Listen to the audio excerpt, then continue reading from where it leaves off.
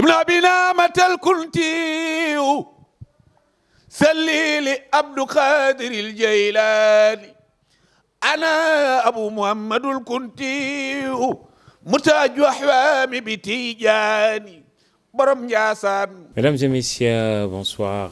Merci de nous recevoir chez vous. Bienvenue à Tawhid TV. Nous vous proposons, en tout cas dans le cadre du Maulid 2020, des plateaux spéciaux. Des plateaux spéciaux avec le concept nos guides religieux chantent le prophète, paix et salut sur lui. Alors, donc, dans ce cadre du Maulid, vous aurez donc différents plateaux, des plateaux spéciaux, en tout cas consacrés au Maulid, mais surtout les écrits de nos guides religieux sur le prophète, paix et salut sur lui. Donc, le Maulid, nous le rappelons, consacré au prophète Mohammed, sa naissance, et ça commémore sa naissance. Et justement, voilà, dans les différents foyers religieux, il y a des organisations culturelles qui sont vraiment très manifestes. Dans ce contexte de Covid également, effectivement, avec des formats différents, nous comptons également célébrer. Et voilà, nous l'avons remarqué dans tous les foyers religieux. La naissance du prophète, paix et salut sur lui, sera effectivement célébrée. Pour ce premier plateau, nous comptons justement alors vous parler, et toujours dans le concept, alors les écrits d'un guide religieux.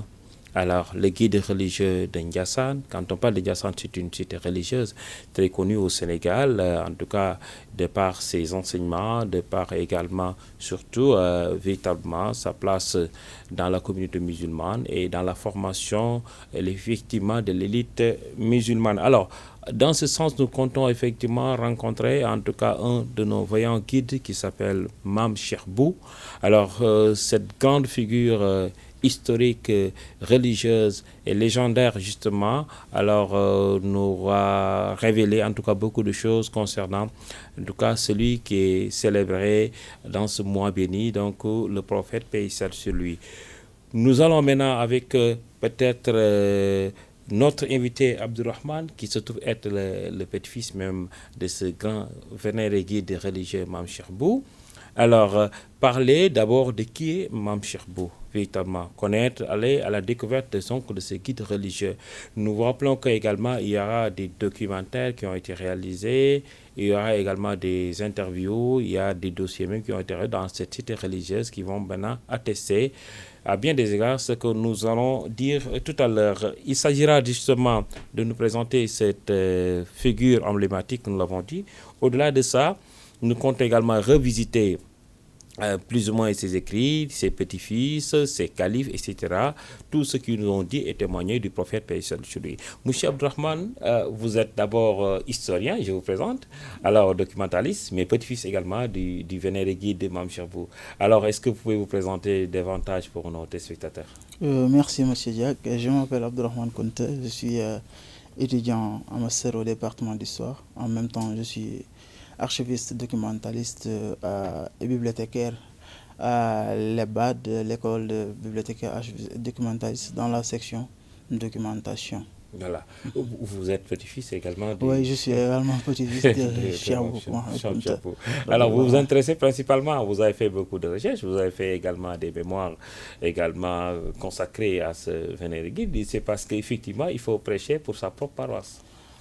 Oui, c'est-à-dire je me suis dit qu'au lieu de m'intéresser à l'histoire des autres, il vaudrait mieux que je m'intéresse à ma propre histoire. Bien ordonnée, je commence par soi-même, à ma propre histoire, parce que dans notre temps d'enfance, on entendait souvent les anciens nous raconter sur nos descendances, sur l'histoire du Kunta en quelque sorte, et je m'intéressais vraiment, je passais tout mon temps à poser des questions là-dessus, et une fois, lorsque j'ai obtenu ma licence au département d'histoire, j'ai choisi un sujet avec l'aval de mon encadreur, M. Idriss Abba, que je salue bien, et depuis lors, en 2016, je fais des recherches sur la Kunta d'une manière générale. Le Kuntiyoun, comme on dit, en tout cas génériquement. Le Kuntiyou ou bien la Kuntia. La Kuntia, effectivement. C'est toute une histoire. Oui, c'est toute une histoire qui date du 7e siècle. 7e siècle avec la venue de Okoba Ben Nafi en Afrique. N'oublions pas que c'est Okoba après les percées de Omar ibn As en 642 en Égypte qui a islamisé l'Égypte. c'est-à-dire ou bien l'Égypte ou bien le Misr. Et il a enjoint à son général, effectivement, Uqba ben Nafi, durant le califat de Omar, de poursuivre le djihad ou bien de poursuivre les frontières islamiques jusqu'en Tunisie. Il est passé par la Libye, ensuite le Masjid al-Aqsa, Maghrib al-Aqsa, le Maroc, pour islamiser les zones qui étaient habitées par les Berbères, en même temps par les Byzantins. Alors, c'est de là, effectivement, quelle est l'émergence, en fait, de cette communauté dans nos frontières? Comment c'est venu? Vous avez parlé du Maroc. Ensuite, comment c'est venu réellement au Sénégal? Après, Uqba a eu, d'après ce qu'on a pu vu sur le plan scientifique, il a eu un fils qui s'appelle Aqib. Et de Aqib jusqu'à Cheikh Sidi Ahmed el-Bekkay, c'est ce qu'on appelle la génération des Afrad, la génération unique. Ils ne sont qu'un. La succession était véhiculée, était reçue par qu'une seule personne. C'est lui qui véhiculait les enseignements sur le plan spirituel, sur le plan religieux, sur le plan économique, sur le plan social des enseignements de Uqba ben Nafi. C'est à partir de là, à partir de Cheikh Sidi Ahmed el-Bekkay, qu'il y a eu la fraction de ce qu'on appelle la fraction des Kunta. Mais il vivait dans le Touat. Le Touat, c'est le berceau des Kunta. Le Touat, dans l'actuel, entre l'Algérie, le Maroc et le Mali. La zone où il y a actuellement le conflit malien fait partie du Touat. Le Touat, l'Azawad, entre Tombouctou, l'Adrar des Évoraz, entre autres, qui est une vaste territoire. Et c'était en quelque sorte la zone de prédilection des Kunta. C'est-à-dire que les Kunta n'étaient pas fixes auparavant. C'est-à-dire ils étaient des nomades. Et ils chevauchaient ou bien ils parcouraient le long des routes transsahariennes pour faire du commerce. Mais entre 1400 et 1500, Cheikh Sidi Ahmed el-Bekkay est venu dans la cité de Walata pour faire son commerce. Il était en partance pour la Mecque. Et lorsqu'il est venu, il y avait un tata dans la ville de Walata pour les protéger des invasions, mais aussi des bêtes sauvages. Lorsqu'il est venu, il s'est trouvé que vers la nuit s'approchait, la porte était fermée et on refusait de lui ouvrir la porte. Après, il a séjourné, ou bien il a séjourné à la Belle Étoile. Il a dû passer la nuit à la Belle Étoile. Lorsque les gens se sont réveillés le matin, ils ont vu que les lions et les bêtes sauvages étaient venus entourer le guide religieux. Alors, c'est là le début de son installation à Walata, parce que les habitants de Walata lui ont demandé de rester pour prêcher la bonne parole. C'est ce qui a fait qu'il est resté là-bas. Il a eu 3 fils, Cheikh Sidi Amar Cheikh, Cheikh Sidi Mohamed Kunti Saghir et Talib Haj Boubacar. Et les Kunta de Ndiassane sont issus de la famille de Talib Haj Boubacar. Talib Haj Boubacar. Alors, mais quand on parle de Ndiassane, c'est la figure emblématique, c'est Mam Cheikh Bou. Ce nom générique, Mam Cheikh Bou, donc c'est lui qui a installé cette cité religieuse. Ouais, Mam Cheikh Bou, c'est lui qui fut l'œuvre, qui fut, comment je dirais-je, la personne qui a créé la cité religieuse de Ndiassane.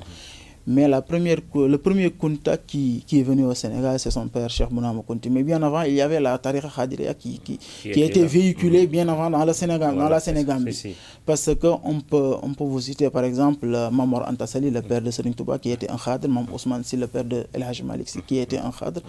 En même temps, El Haj Omar, avant qu'il prenne le wird de Tijan, était un Khadr.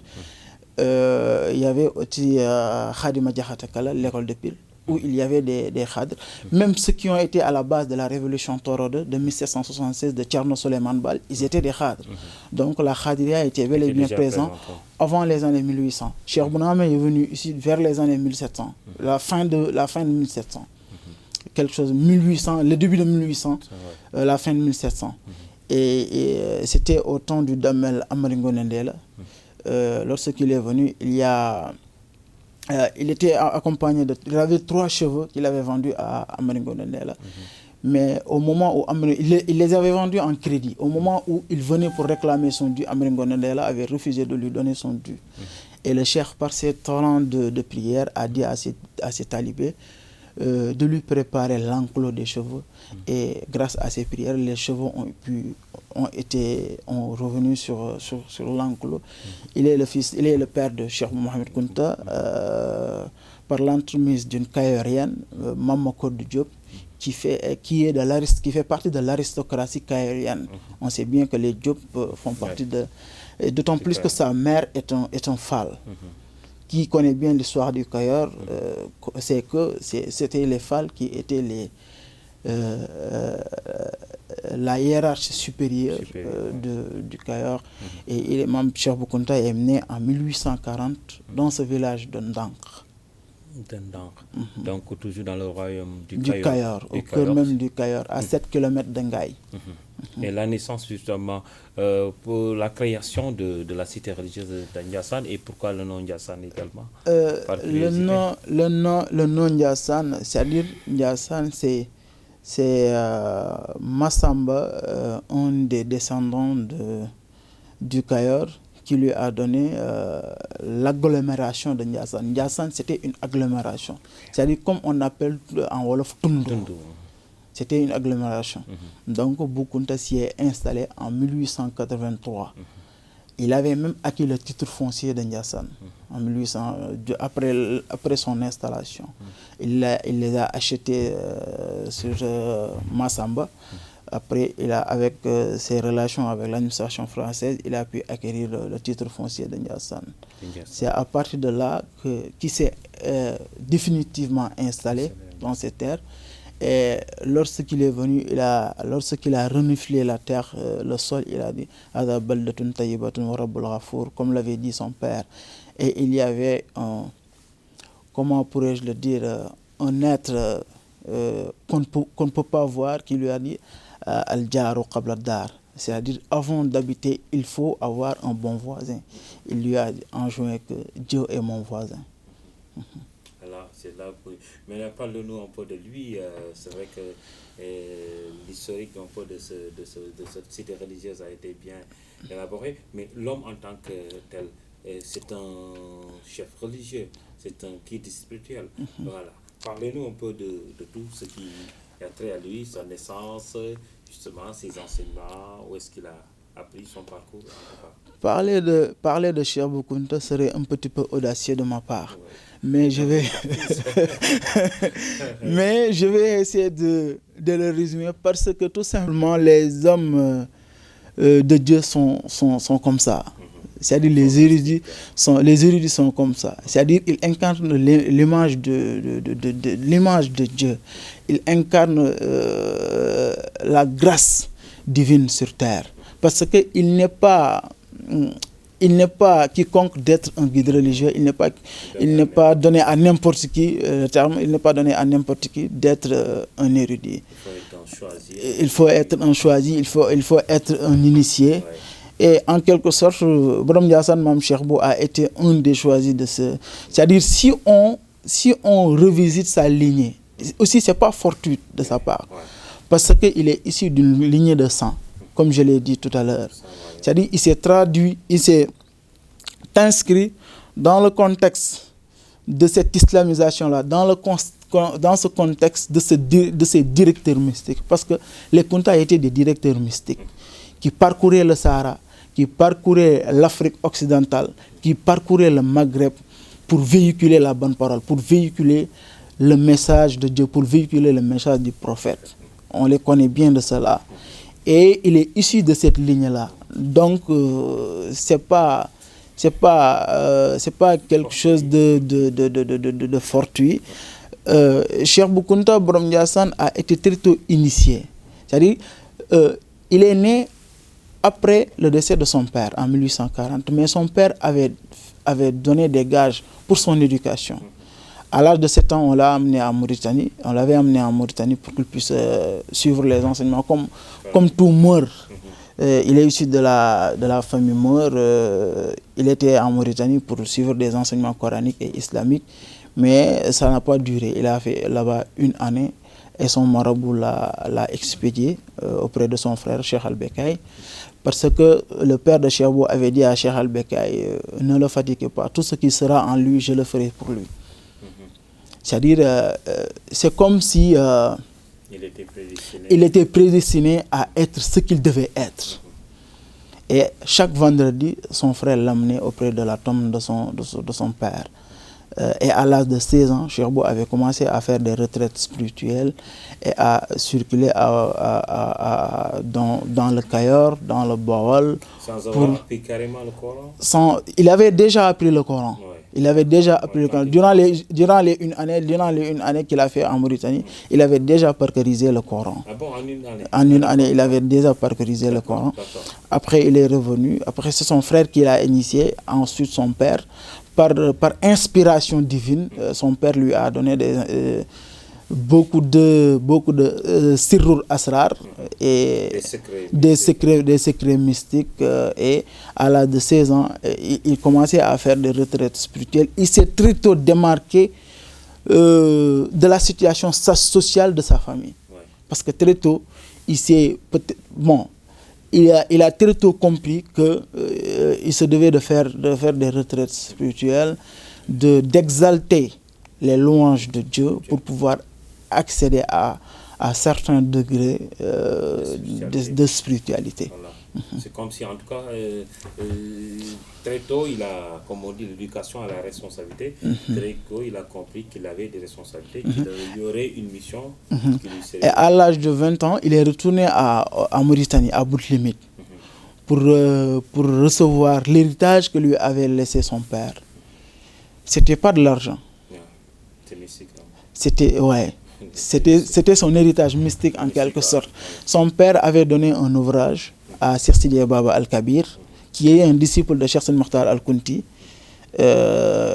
En 1865, Cheikh Bou Kounta est allé récupérer son héritage là-bas. D'accord. Alors, il est venu, il s'est installé. Alors, on aimerait également connaître un peu Dingassan, effectivement, où il s'est installé. Quelles ont été également ses premières actions, ses premières œuvres, comment il s'est organisé pour pouvoir, donc, comme on dit aujourd'hui, créer une grande communauté musulmane au sein de la terre. Comme tout bon marabout, après l'installation de la maison, comme tout bon marabout, la première chose que le marabout doit faire, c'est installer une dara. C'est sa première réalisation, une école coranique. Et c'est de cette dara-là qu'est issue la majeure partie des disciples de Cheikh Bou Kounta. Et jusqu'en 1800, à son installation en 1883, Ndiassane n'avait pas une aussi grande envergure. Il n'y avait que quelques maisons, 3 à 5 maisons. C'est après quelques années, durant les années 1885, que Ndiassane commence à se remplir de personnes venant d'extérieur, surtout de la sous-région, du Mali, de la Côte d'Ivoire, du Burkina Faso, qui venaient pour apprendre le Coran, mais aussi qui venaient pour leur formation spirituelle. Est-ce qu'il avait commencé à...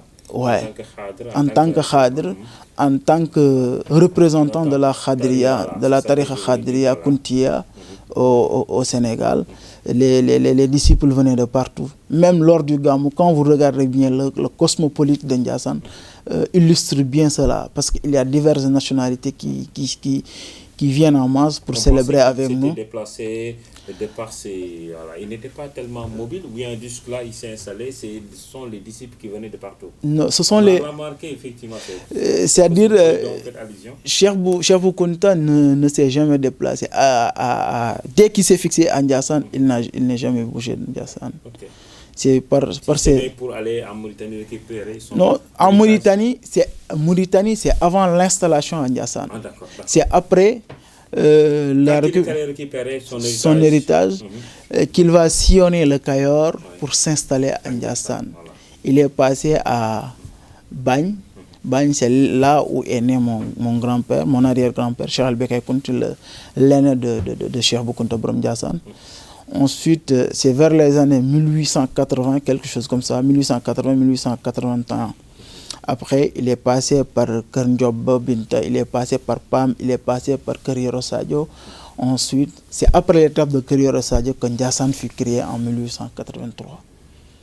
Alors, 1883 déjà. Alors, c'est le début, donc, comme on dit, de cette grande cité, de cette grande c'est le... Et il a commencé par la formation, l'éducation coranique et la formation mystique. Et les gens viennent de partout, comme vous l'avez dit, pour véritablement bénéficier un peu de sa formation, de son orientation. Alors, quel serait son rapport? Parce que quand on parle de la tariqa Khadria, c'est Abdul Khadir Jilani qui en est en tout cas justement l'instigateur, en tout cas. Maintenant, quel lien, est-ce qu'il y a des liens consanguins également qui existeraient entre... Bon, avant de revenir à cette question-là, je vais aussi développer sur la question précédente. Il y avait aussi l'agriculture qui se pratiquait à Ndiassane. Okay. Parce qu'après son installation à Ndiassane, la zone était un petit peu aride. Il était très difficile d'y trouver de l'eau. Parce que vous avez parlé de montagne. Ouais, il était très difficile de trouver dans l'agglomération de Ndiassane de l'eau. Les habitants de Ndiassane étaient obligés d'aller dans les villages environnants où il y avait des puits pour recueillir l'eau là-bas. Mais parfois, il y avait certaines difficultés.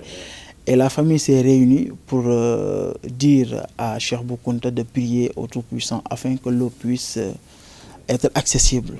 C'est par la suite qu'il a prié. Ensuite, l'eau est jaillie, qu'on appelle les Séanes de Ndiassane, vers les années 1885. Dans un endroit où ce n'était pas du tout évident, quoi. Ouais, où ce n'était pas évident. On raconte que ce sont des grottes qui se sont explosées une nuit et l'eau a commencé à jaillir. Et il n'y avait pas une, en fait, on nous raconte également qu'il y avait c'est une anecdote que d'une certaine manière, là où les Ndiassanois allaient donc puiser quand même de l'eau, à un certain moment, ces gens qui étaient approchés étaient un peu jaloux. Oui, en quelque sorte. C'est-à-dire parfois on n'aimerait pas. Parfois on n'aimerait pas entrer dans certains détails parce qu'aujourd'hui nous entretenons de bonnes relations avec ces familles-là, avec les descendants de ces familles-là. Donc raison pour laquelle parfois on préfère s'abstenir de ces... Parce que, c'est-à-dire, dans toute histoire, il y a des zones d'ombre. Et bon, c'est un petit peu parfois difficile de raconter les zones d'ombre de l'histoire, parce que ça peut soulever des tiraillements, ça peut soulever des supputations, comme vous venez de le dire. D'accord, ok. Revenons à l'essentiel, comme on dit, en tout cas, ça c'est également une... En plus, la pratique de l'agriculture. En plus, il était un grand commerçant. Parce que lui, en tant que marabout, il ne se dit pas que je suis tout simplement marabout. Donc, je vais recueillir tout simplement le hadiya des talibans et m'en tenir à cela. Il travaillait, comme l'avait bien véhiculé le prophète, travaille jusqu'à ce qu'on dit que tu ne vas pas mourir, mais pense à la mort jusqu'à ce que tu crois que c'est demain que tu vas mourir. Donc, le culte du travail était, le goût du labeur était en quelque sorte la pensée de Mambou. C'était aussi un arachidier, c'est-à-dire il y a Louis Brenner qui le dit. Mambou avait tissé une coopération entre lui et ses talibés. Une coopération, c'est-à-dire une coopération agricole. De par, il les donnait de la semence. Et en retour, après la récolte, les talibés le lui rendaient. Une sorte de partenariat. Donc, il n'y aura pas l'exploitation. Peut-être que c'était lui le guide, il avait tous les droits sur les talibés. Voilà. Il pouvait également leur demander. Mais sinon, il avait installé une sorte de partenariat entre lui et ses talibés, une sorte de coopération. Que les talibés y trouvaient leur profit. C'est en quelque sorte, c'est un marabout, mais aussi c'est un grand travailleur. Il avait le culte du travail, le culte de la responsabilité en tant que soufi, en tant que guide spirituel et en tant que descendant du prophète. C'est par là que je vais faire la transition par rapport à la question de Cheikh Abdul Khadir Jilani. D'abord, il y a des liens de sang avec Cheikh Abdul Khadir Jilani entre lui et Cheikh Mohamed Kounta. Parce que Cheikh Mohamed Kounta, sa mère, Moumna Bint Bajdoun, est une descendante de Cheikh Abdul Khadir Jilani. Mais le plus important, c'est le lien spirituel qui le lie à Cheikh Abdul Khadir Jilani. Parce que le lien spirituel est plus fort que le lien sanguin. D'abord, il incarne la philosophie, il incarne la pensée de Cheikh Abdul Khadir Jilani pour celui qui connaît réellement qui est Cheikh Abdul Khadir Jilani. Parce que Cheikh Abdul Khadir Jilani est l'un des plus illustres soufis que le monde ait connu. C'est lui qui a permis au soufisme de se propager partout dans le monde. Parce qu'avant lui, les soufis vivaient en solitude, ce qu'on appelle le zuhd, le retrait. Ils vivaient en retrait. Maintenant, c'est lui qui a installé la sociabilité du soufisme, qui a permis à tout un chacun de se dire que, donc, cette voie-là, on peut s'y adhérer.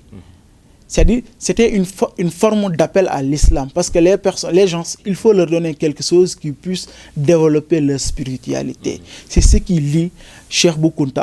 Après, c'est lié sanguin, c'est ce qui lie Cheikh Bou Kounta à Cheikh Abdou Khadir Jilani. Ça, c'est plus fort. C'est 1000 fois plus fort. Alors, on reviendra un peu sur ça, donc ça, c'est déjà assez clair. Alors, pour revenir encore à l'homme de Dieu. Alors, il manie beaucoup d'activités, vous avez parlé d'activités économiques. Voilà. Au-delà de ça, vous dites que donc c'était un maître coranique.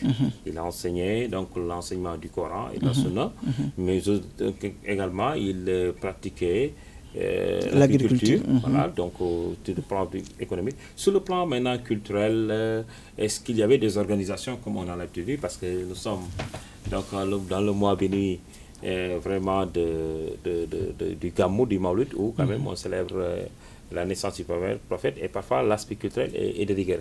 Qui connaît également la tariqa Khadriya connaît également qu'il y a un aspect culturel très fort, où on se permet même d'appuyer un peu sur les tam-tams, de rythmer, et voilà, c'est une autre forme donc de vénération, d'éducation mystique, comme on dit. Évidemment, dès son installation à Ndiassane, il avait instauré, il commença à célébrer la nuit du Mawlud du prophète, dès son installation.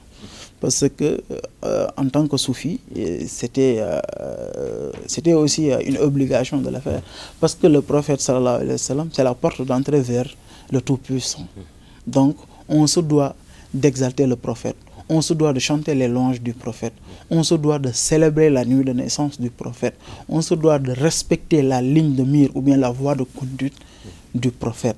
C'est à partir de là que dès son installation, il a commencé à célébrer le Mawlud. Mais pas comme nous le connaissons aujourd'hui. C'est-à-dire, lui, il se réunissait uniquement avec sa famille, ses proches, pour célébrer, mais il n'avait pas fait un appel officiel pour dire à tous ses disciples que je vais célébrer le Mawlud. De quelle manière D'abord, le matin, comme aujourd'hui, on apprend le Coran, on faisait les récits sur les poèmes sur le prophète, à savoir les poèmes de Cheikh Sidi Mokhtar Al-Kounti, 1729-1811, parce que Cheikh Sidi Mokhtar Al-Kounti, c'est l'un des rénovateurs de la Kountia durant le 19e siècle.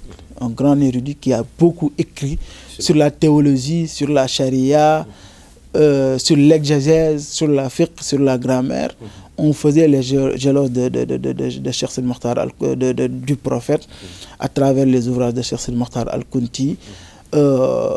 On faisait l'exégèse du Coran et aussi on donnait des recommandations aux disciples pour qu'ils puissent s'adonner activement à la croyance divine, mais aussi au travail. Le culte du travail, qui revient encore de rigueur. Donc l'aspect culturel était déjà bien là. Alors, pour revenir maintenant à l'homme en tant que tel, par exemple, j'allais vous demander, peut-être vous êtes son petit-fils, de faire un peu son portrait physique, d'abord, comment il était, parce que nous avons trouvé une image, je ne sais pas si c'est la bonne image, l'image qui est déjà derrière. En fait, nous pensons que c'est la représentation de l'image de Mambo. Aussi, la célébration du Gamou, c'est-à-dire il fut officialisé à partir des années 1960, quelque chose comme ça, dès l'avènement du Khilafa de Cheikh Sidi Lamine Kounta, qui a vécu autant avec Serigne Fallou et Serigne Babacar Sy. C'est en ce moment que Ndiassane célébrait durant 3 jours la nuit du prophète. Il le faisait pendant 3 jours. Pendant 3 jours. C'est en ce moment-là qu'on a commencé à instaurer ce que vous me parlez tout à l'heure. Je ne vais pas dire les tam-tams, mais les tabalas. Les tabalas, voilà. Ouais, et pendant ce moment-là, Cheikh Sidi Lamine, il faisait aussi le bourde avec l'ouvrage de Imam Bouchayri, entre autres les ouvrages de Cheikh Sidi Mokhtar. Cette image-là, comme vous venez de me le dire, elle n'est pas l'image de Cheikh Bou Kounta, authentique de Cheikh Bou Kounta, mais c'est l'un de ses fils. Le dernier de son fils a occupé le khilafa. C'est son fils cadet. C'est son fils cadet. On le surnomme Baïbou. Baïbou, sa mère est Sokhna Kodou Ngom Diène. Ok. Baïbou, en fait, est Cheikh Bou. Donc voilà, d'accord. C'est-à-dire, il est né après le décès de son père, en 1914. Après, il porte le nom de son père. Après, on lui a donné le nom de son père. Quand vous tapez sur le net Cheikh Bou, c'est l'image qui sort. Baïbou, c'est-à-dire, lui, c'est un personnage tellement intéressant. Oui. Si réellement nous avons cet amour envers Cheikh Bou Kounta, c'est grâce à lui. Parce que c'est en son temps que nous avons né, c'est en son temps que nous avons vécu. C'est-à-dire, il est décédé en 2006, durant notre tendre enfance. C'était un érudit. C'était un grand connaisseur du Coran. Il maîtrisait parfaitement le Coran. Et quand il le récitait, il y avait une sorte de sensation que tu pouvais ressentir, tellement que sa voix était mélodieuse. Et c'est lui, en quelque sorte, qui nous a initiés à cette adoration de l'amour de Dieu, à cette adoration de legs que nous a laissé Cheikh Bou Kounta. Mais est-ce qu'il ne se ressemblait pas? Oui. Vous avez à nous donner en tout cas une idée. C'est-à-dire, Cheikh Bou Kounta, il était de teint clair. Il était de teint clair. Carrément. Il était aussi de taille mince. À chaque fois, comme nous l'a si bien dit Paul Marty, quand vous l'approchez, on entendait des battements de sa poitrine. C'est-à-dire, il avait un asthme. Mais aussi, qui connaît Soudour, la poitrine des hommes de Dieu, c'est plein de vertus. Parce que c'est de là que s'installent les luminosités du Tout-Puissant. Et c'est ce qui se manifeste. C'est ce qui se manifeste. Dès que vous l'approchez, vous entendez les battements de son cœur. C'est un témoignage C'est un témoignage d'un Européen, à savoir Paul Marty. Bien vrai que si son ouvrage ne constitue pas des sources authentiques, parce que n'oublions pas que l'ouvrage de Paul Marty, il faut parfois, c'est-à-dire il y a la logique coloniale. La logique coloniale, le colonisateur, il était venu pour exploiter nos territoires, pour exploiter les hommes. Donc, tout marabout qui manifestait, ou bien qui se montrait, qui était un contraint, qui était hostile, bon, je ne dirais pas hostile, mais qui contraignaient leur entreprise, il y avait des jugements de valeur qu'on faisait, raison pour laquelle c'est-à-dire on se doit un petit peu de reculer par rapport à ces écrits de cette logique coloniale-là. Et ça, c'est l'historien qui parle. Oui, ça, c'est l'historien qui parle, comme l'a si bien dit Cheikh Anta Diop. C'est-à-dire, il faut que il y a une part de vérité, mais il faut voir qu'également... Oui, il y a des jugements de valeur sur ces hommes. Sur ces hommes religieux. Parfois, dès que vous lirez les ouvrages, ça se voit. Ça se voit. Et donc, c'est ce qu'on appelle le post-colonialisme. C'est-à-dire déconstruire, ensuite construire avec la vérité. C'est-à-dire l'histoire de nos hommes religieux doit être traitée par nous et pas par l'Occident. Parfaitement. Parce qu'il y a une part toujours de subjectivité. Voilà, il y a une part de subjectivité. Dans la façon de voir les choses. Alors, donc, peut-être son portrait moral, sur le plan physique, comme vous avez donné quelques indices, on a déjà quelques idées. Alors, est-ce que vous ne pensez pas qu'on pourrait effectivement trouver son image d'une certaine manière? Vous, en tant que petit-fils, vous n'avez pas des archives en ce qui me concerne, dans le cadre de mes recherches, dans les archives nationales du Sénégal, à la bibliothèque de l'IFAN, à la bibliothèque de l'Université Cheikh Anta Diop de Dakar, j'ai lu la majeure partie des ouvrages qui parlent consacrés à Cheikh Bou Kounta, consacrés à la famille Kounta d'une manière générale, et jusqu'à présent, je n'ai pas encore vu une image le concernant. Mais je ne dis pas que ça n'existe pas. Parce que c'est durant les années 1990 qu'une photo de Serigne Touba a été découverte. Et récemment, une photo de lui a été, malgré les polémiques que cette photo a pu jaillir. Mais bon, on reste optimiste parce que nous sommes des chercheurs. Et parfois même, ce sont les Européens souvent qui nous disent ça parce qu'ils ont souvent des images authentiques de ce guide-là. Alors, sur le plan moral, qu'est-ce que vous avez à nous dire sur le plan moral, le Cheikh Bou Kounta incarnait la sagesse du prophète Mohammed sallallahu alayhi wa sallam. Il n'était pas le terme, il n'était pas farfelu, il était calme. Il était calme. Il incarnait la confiance. Il incarnait le caractère. Il inspirait la confiance. Il incarnait les caractères du prophète. N'oublions pas que c'est l'un des petits-fils du prophète sallallahu alayhi wa sallam. Donc il se devait de bien se conduire par rapport à ses disciples, d'éduquer ses disciples. C'est un grand éducateur. Et ces nombreux talibés le confirment à travers le Sénégal, à travers la sous-région. Aussi, cela soulève l'aspect interrégional de la pensée de Cheikh Bou Kounta. C'est-à-dire l'aspect intégrationniste de Cheikh Bou Kounta. C'est-à-dire très tôt, il a intégré les peuples. Parce que j'ai parlé de Dethni Bambara, j'ai parlé de Sénophore, j'ai parlé de Moussi. Toutes ces ethnies-là vivaient à Ndiassane.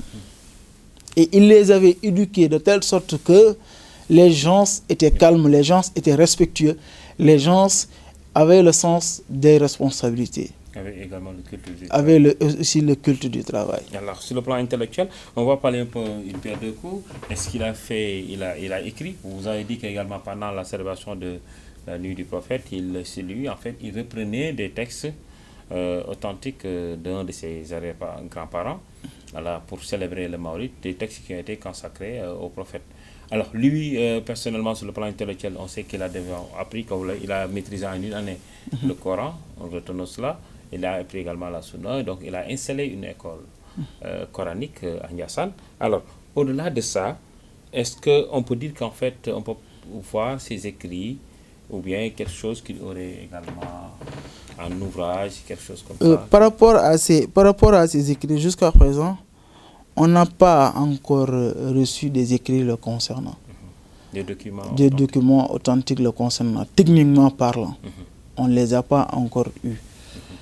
Mais ça ne pouvait pas manquer en tant que maître coranique, ça ne pouvait pas manquer puisque parce que il y avait pas l'organisation d'aujourd'hui n'était pas c'est-à-dire aujourd'hui il y a plus d'opportunités, de possibilités de conserver le document. Il y a plus de possibilités de conserver le document. Raison pour laquelle peut-être on nous dit tout simplement il a écrit. Mais jusqu'à présent, on n'a pas encore reçu des écritures venant de lui.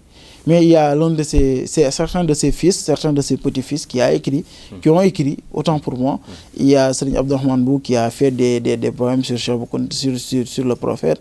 Il y a aussi Serigne Mohamed Bouna qui a écrit des éloges sur le prophète, à savoir Barul Gharami Qadbara, Halbi wa Bittu Sahira, Min Hubbin Wallahi Sayura. Alors, lui, pour revenir encore Mame Cheikh Bou, alors, même s'il n'a pas écrit, peut-être il y a certaines de ces paroles qui sont du fait de la tradition orale, qui sont également rapportées de part et d'autre. Donc, s'il n'y a pas d'écrit, il n'y a pas de voix, vous n'avez pas également peut-être... Évidemment. C'est-à-dire, non, on n'a pas de document sonore. Également. Mais, c'est-à-dire, ses fils nous ont raconté ce qu'ils disaient par rapport à la croyance, par rapport au respect de l'un et de l'autre. Parce qu'il disait que, qui que vous soyez, respectez votre prochain. Respectez votre co-religionnaire. Qu'importe la tariqa qu'il a, qu'importe le guide religieux qu'il a, il faudra tout simplement le respecter parce que sur la base de Ashhadu an la ilaha illallah wa ashhadu anna Muhammad Rasulullah. Alors, revenons sur un aspect également important. Il y a, vous l'avez peut-être un peu évoqué, des gens qui ont écrit sur lui, qui ont témoigné de lui, de comment il vivait, etc. Et parmi ces gens-là, il y a eu des Européens. Oui, il y a eu des Européens. Il y a eu Paul Marty, l'islam en Afrique occidentale, les personnes.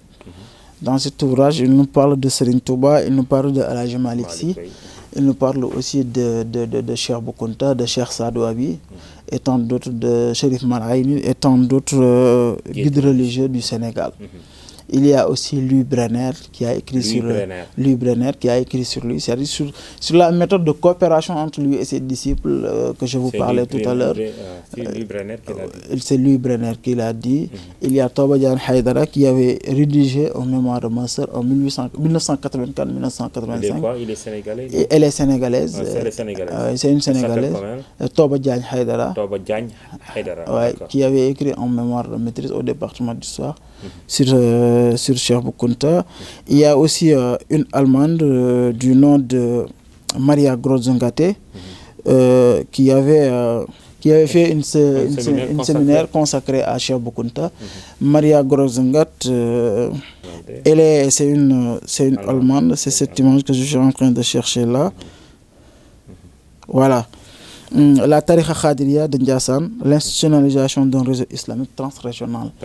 C'est-à-dire pour illustrer le cosmopolite sur le plan ethnique de Ndiassane. C'est-à-dire, elle, c'est une professeure à l'université aux États-Unis. J'ai oublié le nom de l'université aux États-Unis. Il faisait des recherches au Mali. Et à chaque fois, le nom de Cheikh Bou Kounta venait. Et c'est par la suite qu'il a poursuivi, qu'il a fait des recherches jusqu'à venir à Ndiassane pour continuer ses recherches là-bas. Parfaitement. Alors, nous célébrons le Maulid.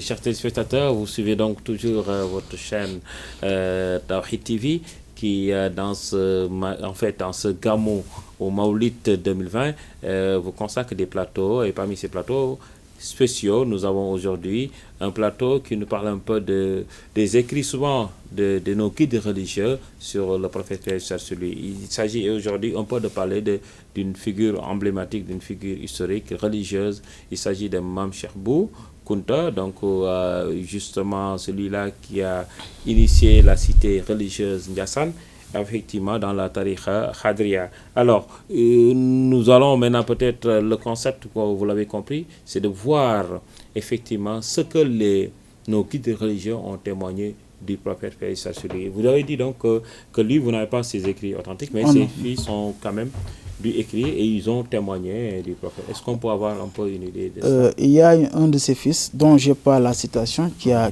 témoigné, qui a fait des témoignages sur le prophète. L'un de ses petits-fils que j'ai quelques brumes d'informations par rapport à l'ouvrage, quelques vers par rapport à l'ouvrage consacré au prophète. Il dit Barghul Gharami Qad Bara Qalbi wa Khalbi wa Bittu Barghul Gharami Qad Bara Khalbi wa Bittu min Sahira min Hubbin man laysa yura Shabihul fil Bashari. C'est-à-dire Barghul Gharami. Il parlait du prophète. Et jusqu'à c'est un ouvrage que chante. Et en termes clairs, qu'est-ce qu'il veut dire par là? Vous pouvez nous expliquer un peu ces vers?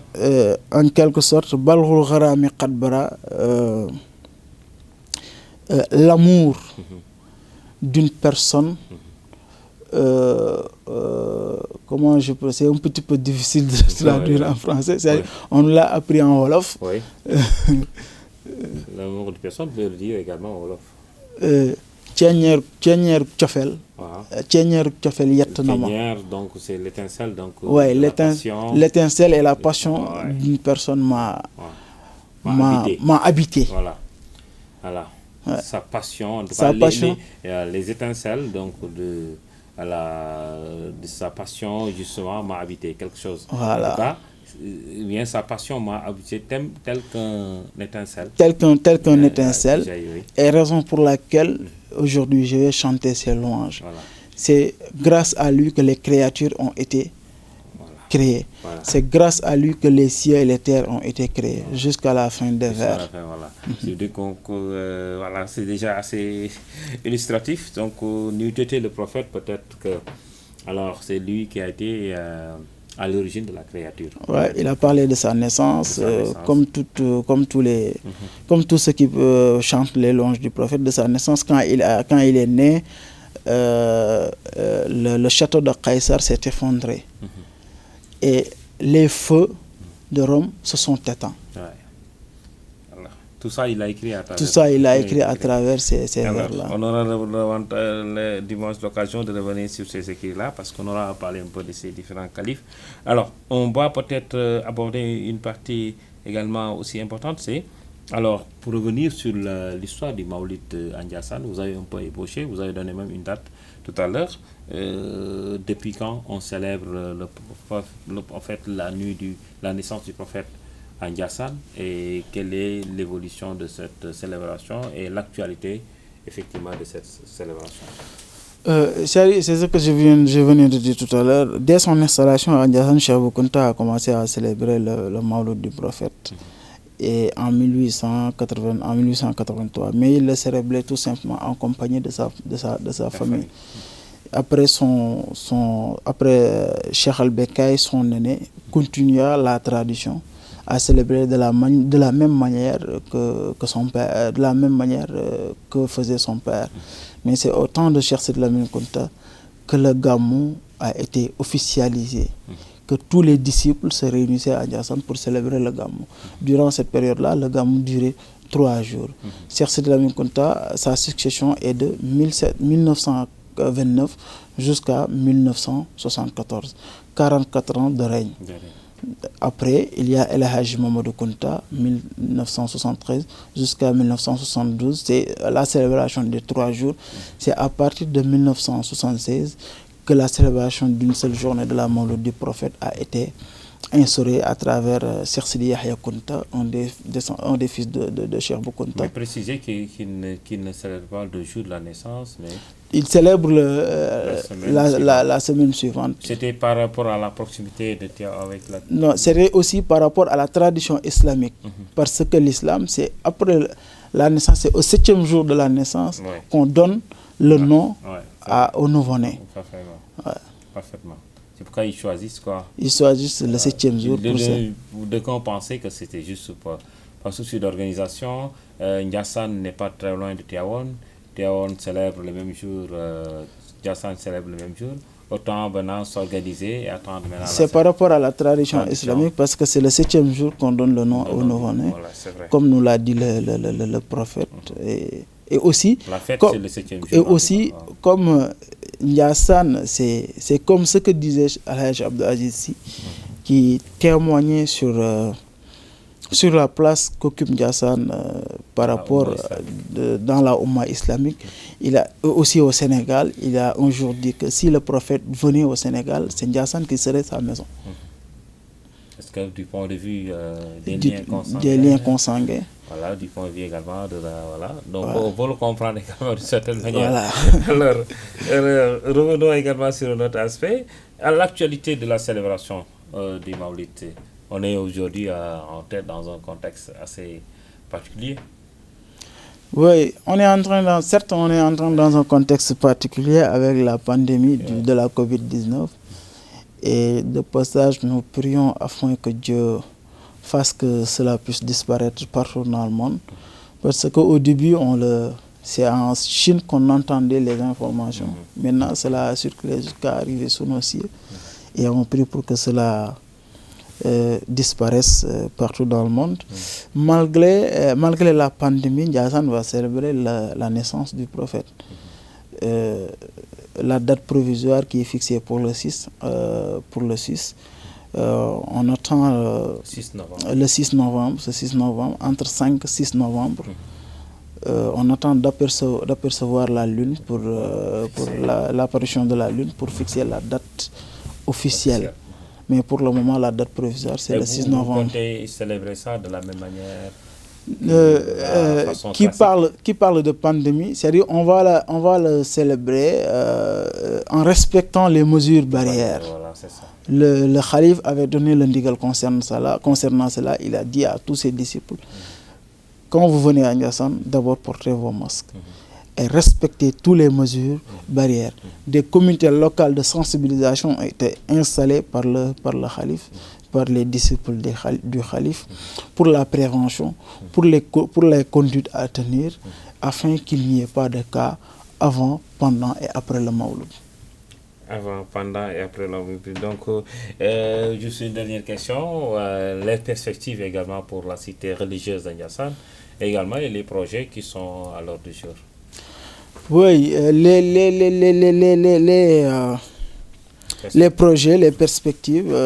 Il y a la mosquée qui est en train d'être construite par un de nos disciples, Serigne Abdou Kounta Fall, qui est un grand entrepreneur. Et bientôt, nous en sommes aux travaux d'achèvement, les finitions, comme on dit. Et il y a aussi un projet de bibliothèque, il y a aussi un projet d'hôpital qui bientôt verra le jour. En tout cas, les projets sont un projet de bibliothèque, comme je viens de le dire. Bibliothèque islamique. On peut regrouper les écrits. L'ensemble des écrits des Kounta, l'ensemble des érudits, d'une manière générale. D'accord, qui sera également un laboratoire de recherche. De recherche, évidemment. Documentation. Vous êtes à côté parce que vous êtes documentariste également. Inch'Allah. Et historien également, quoi. Je sais que peut-être vous serez là. Donc, peut-être votre mot de la fin. Nous sommes également au terme de l'heure d'émission, malheureusement. Nous vous remercions, M. Diack, de nous avoir reçus durant ce plateau, d'avoir participé à la célébration du Mawlud, et nous saluons toute la population de Ndiassane, en premier le guide religieux, Cheikh Bekay Kounta, et c'est sous sa bienveillance que nous sommes ici. Et aussi Seydi Hamza, nous saluons le père de Seydi Hamza, El Hadj Sidi Mokhtar, notre père Serigne Bekay Kounta, qui nous a donné l'opportunité d'étudier, afin que nous puissions être ici, afin que nous puissions nous exprimer de la meilleure des manières. Et toutes les personnes qui ont participé à notre formation, nous vous remercions et nous vous invitons à venir célébrer le Mawlud avec nous à Ndiassane, chez la famille du prophète, Inch'Allah. Avec plaisir. Tawhid est déjà sur place. Nous sommes déjà sur place. Nous sommes en train de faire des documentaires. Nous sommes en train de faire des reportages, des dossiers sur tous les plans. Et donc, voilà, Tawhid est déjà invité, donc est déjà venu avant tout le monde. Merci. Et nous continuons, nous allons rester avec vous jusqu'à le lendemain, en tout cas, donc, de cette célébration. C'était tout, en tout cas, merci beaucoup. Merci, nous vous remercions de votre générosité. Et machallah, vous avez répondu à toutes nos questions et généreusement. Merci beaucoup, M. Abdurrahman. Le plaisir. Mesdames et messieurs, c'était tout donc pour ce numéro consacré, comme nous l'avons dit, au plateau que nous comptons donc dérouler durant le Mawlid 2020. Effectivement, nous comptons visiter toutes les cités religieuses effectivement du Sénégal, où nous verrons un peu qu'est-ce que les guides religieux qui sont aujourd'hui vénérés, qui sont aujourd'hui célébrés d'une certaine manière, ont dit ou ont écrit sur le prophète paix sur lui. Donc le concept, vous l'avez compris. Alors nos guides religieux ont chanté, ou bien chantent toujours, continuent également à chanter le prophète paix sur lui. C'est le concept qu'on a trouvé effectivement comme meilleur à vous proposer, et nous comptons donc dérouler cela encore durant tout le mois de Mawlid. Alors donc très bientôt pour d'autres plateaux sur nos guides religieux chantent le prophète paix sur lui. Bonne suite de programme sur Tawhid TV. Merci beaucoup. Ibn Abina Matal Kunti Salili Abdou Qadir al-Jailani Ana Abu Muhammadul Kunti Mutaju Ahwami Bitijani Borom Ndiassane huwa al-Khalifatu mooy doon nay buna manel waaw moo doon nu Kunti laajal fii ba Suudaan wul du buna baabo